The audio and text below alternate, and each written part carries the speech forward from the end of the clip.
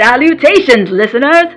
Welcome back to another melodious episode of Dizzy with a Demon. I am your reputable and seasoned host, Alastor, recording from the Hazbin Hotel of Pentagram City.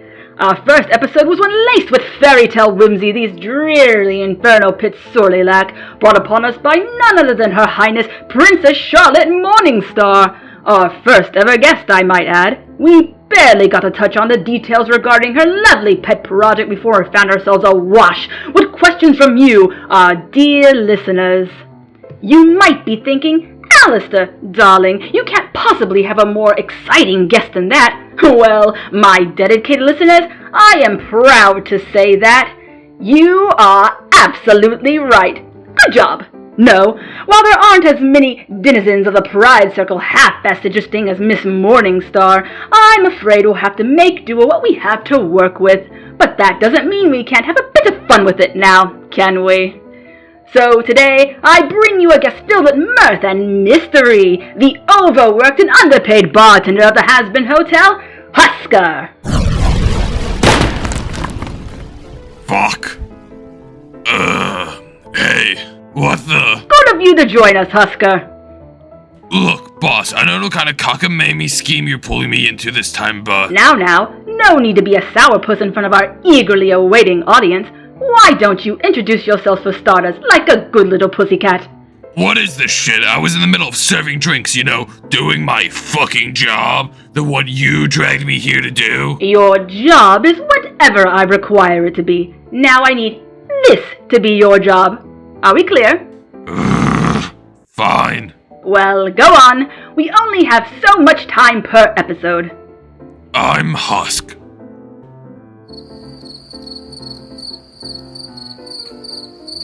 And I'm the bartender. Well, aren't you just the dullest thing I've pulled in here? We'll need something to spice things up, or we'll barely have an audience by the time you're through. I know. Since you're the resident bartender, I'm sure you have some marvelous facts about the residents of our fine hotel. So, tell me, who spends the most time at the bar? Angel Dust. Oh, of course, our promiscuous sinner. And what are the average amount of drinks ordered at the bar by one individual? 6. 6? Why? That seems like a lot. It's because of fucking Angel Dust. Now, I know the two of you are getting rather cozy, but this isn't a obsessively talk about Angel Dust interview. Why, you're starting to remind me of a certain someone. You little shit! You better not be fucking talking about me! As they say, speak of the devil and the devil appears. If only getting rid of you was as easy as throwing salt over one shoulder. Oh, still trying to cling on to your old glory days, huh? Don't you know radio's dead? Radio is still very much alive, old friend. If anything, it seems to be making a comeback. Can't say the same for cable television, though. Who the hell is this guy? Oh, no one important. The hell you mean no one important? I'm Vox. CEO of Vox Tech, leader of the V's, and... He's starting to sound like an advertisement. Redundant and intrusive. But say, that does sound like a good idea, doesn't it? An advertisement? Righto, my good man. What better way to get rid of technological garbage than with even more of it? Hey, that's not... Alastor! You better... Like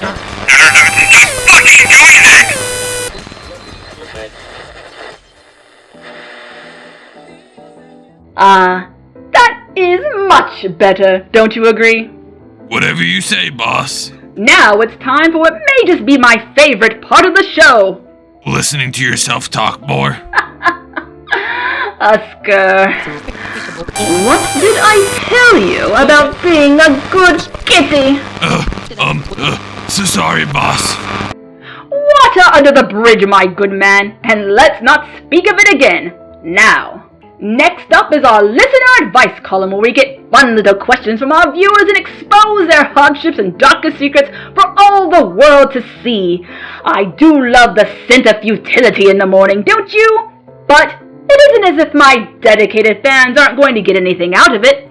not when Husk and I are here to assist with problems, no matter how mundane or trivial. Isn't that right, Husker? I need a drink. Don't you always?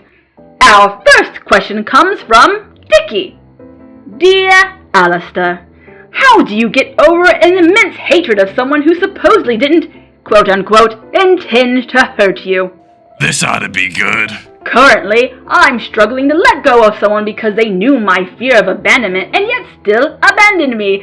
Now I have a burning hatred towards them, but feel as though I should get over it for my own well-being, but don't know how. How would you handle this?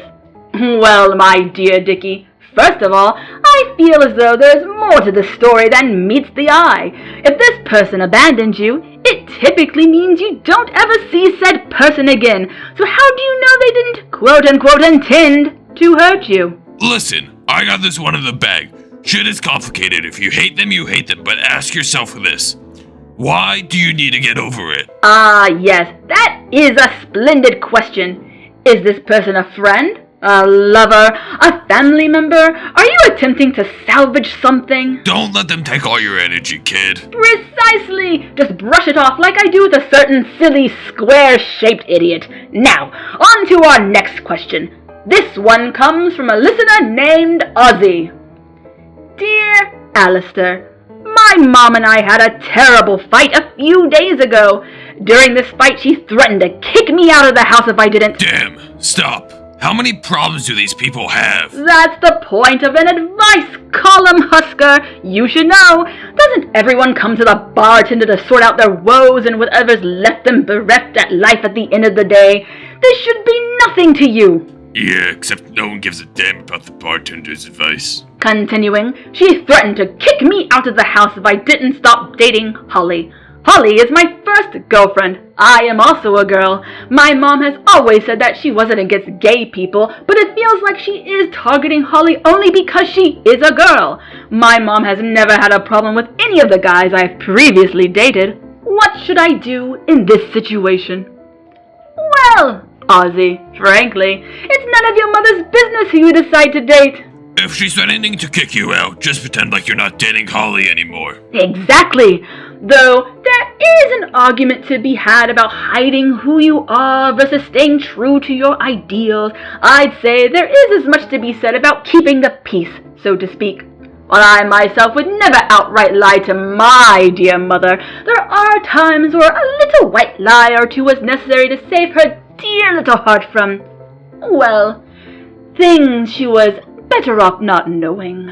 Everyone just needs to remember this is just advice. Never said it'd be any fucking good. Unfortunately, that's all the letters we got in this time. Ooh, really rolling in popularity, huh? Maybe we should ask Voxtech to sponsor you.